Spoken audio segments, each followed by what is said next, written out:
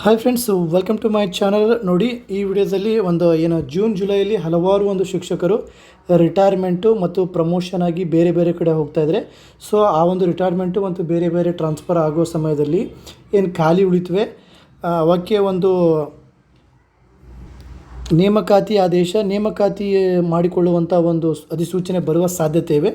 ಇದು ನೋಡಿ ಫ್ರೆಂಡ್ಸ್, ಇವರು ಬಿ ಸಿ ನಾಗೇಶ್ ಅವರು, ಅಂದರೆ ಏನು ಬಿ ಜೆ ಪಿ ಗೌರ್ಮೆಂಟ್ ಇತ್ತು, ಇದೇ 1 ಇಯರ್ ಬ್ಯಾಕು.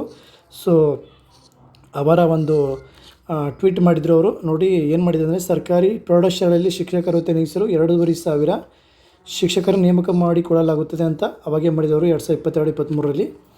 2,200 ಸಹ ಶಿಕ್ಷಕರು ಎಲ್ಲ ಸಬ್ಜೆಕ್ಟು ಮತ್ತು ಕೋರ್ಸ್ ಸಬ್ಜೆಕ್ಟ್ದು. ಆಮೇಲೆ ದೈಹಿಕ ಶಿಕ್ಷಣದ ಶಿಕ್ಷಕರು 200 ಹುದ್ದೆಗಳು, ವಿಶೇಷ ಶಿಕ್ಷಕರು 100 ಹುದ್ದೆಗಳು ಇದ್ದವು.